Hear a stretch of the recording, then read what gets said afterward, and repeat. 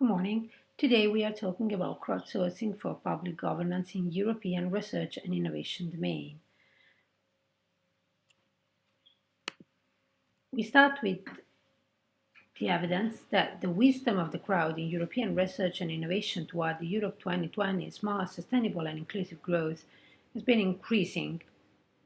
This led to supporting digital social participation processes, leading toward social innovation and co-creation initiatives in public governance and decision-making. Crowdsourcing, of course, was included amongst them. We wonder whether the talking about crowdsourcing is merely much ado about nothing or actually correspond to a genuine possibility for helping towards policy priorities in the European context, which means whether there is a correspondence between the topic, the inspirational values, and the realization of scholarly research informed European projects and other crowdsourcing initiatives independently popping up in European space, most often at the local level. We performed a quantitative analysis of scientific and grey literature and examples aimed at investigating how crowdsourcing for public governance is described in scientific research, research-oriented projects supported by European Commission, and non-research-oriented projects. This builds upon two pillars. The first, Europe 2020 strategy is aimed at producing an enabling welfare state, also via social innovation, not only as a way to respond to new challenges, but also to fix inconsistencies and efficacies of all policy instruments. The European Digital Agenda considers digital infrastructures as fundamental enabling factors for addressing societal and environmental challenges and questioning the conventional interaction between institutions, researchers, and civil society actors. Second pillar is that while some governments are familiar with crowdsourcing benefits in traditional policymaking at the European Commission itself is engaged in digitalized democracy in Europe, the possibility for crowdsourcing to transform governance rather than merely government has been only marginally investigated from a scientific perspective. So we performed a bibliometric mapping to examine research literature on 723 articles. The term maps, the first one, shows the number of manuscripts in the fields of crowdsourcing and their contents. The evident trend is that from the quasi-exclusive use in private sectors, computer science applications and business governance, crowdsourcing progressively entered the public domain. The map 2 refers to participatory decision-making and governance in crowdsourcing research products, and it shows the emergence of innovation processes and engagement as keywords.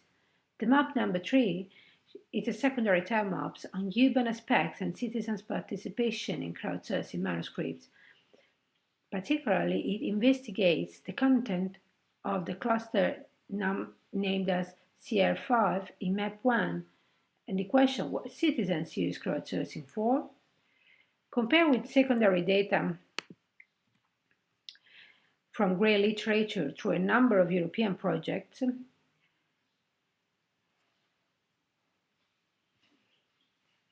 shows that the considered project conducted in the last 10 years under Horizon 2020 and the 7 framework programs are totally 97 different projects dealing with crowdsourcing.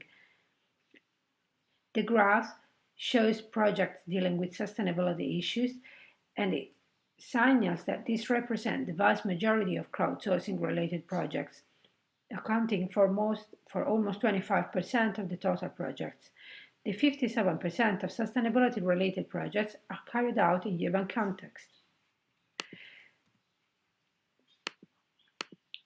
Results obtained up to now have been compared with what we got from non-research-oriented crowdsourcing projects, especially for public governance. We use a clustering engine, which is called Carrots, which is able to automatically organize internet search results into thematic categories.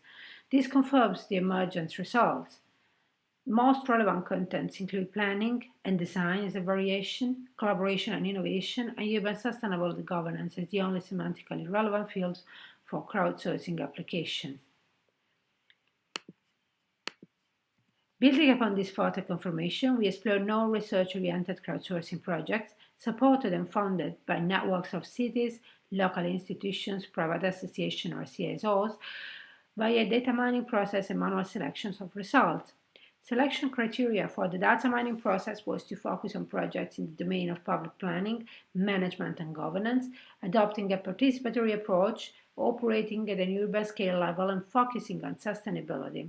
The graph shows a space of non-research-oriented crowdsourcing initiative for public governance organized on the base of aims, so ranging from collaboration to engagement, and promoters ranging from public to private subject, with examples. This comparison led us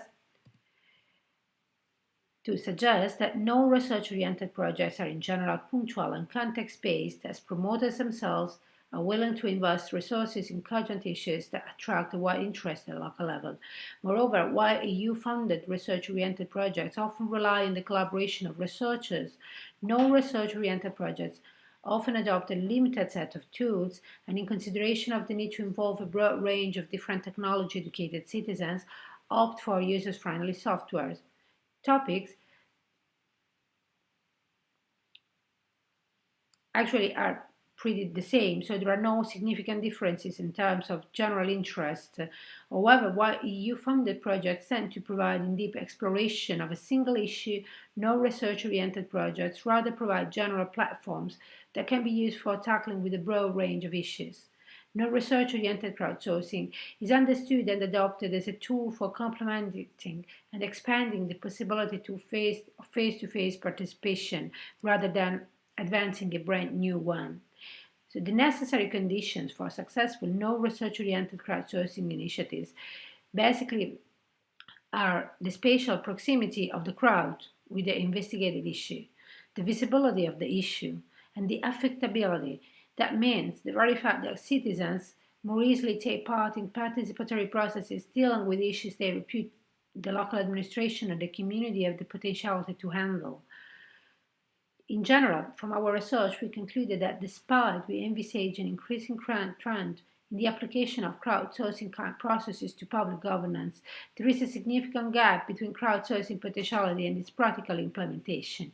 Against the massive proliferation of principles, guidelines and funding opportunities in the area of digital social innovation, there still is a comparatively limited number of locally spontaneous initiatives implementing available tools or experimenting with new ones. We believe European citizens and cities are slowly approaching toward a crowdsourcing model in public governance, but the way forward is still long.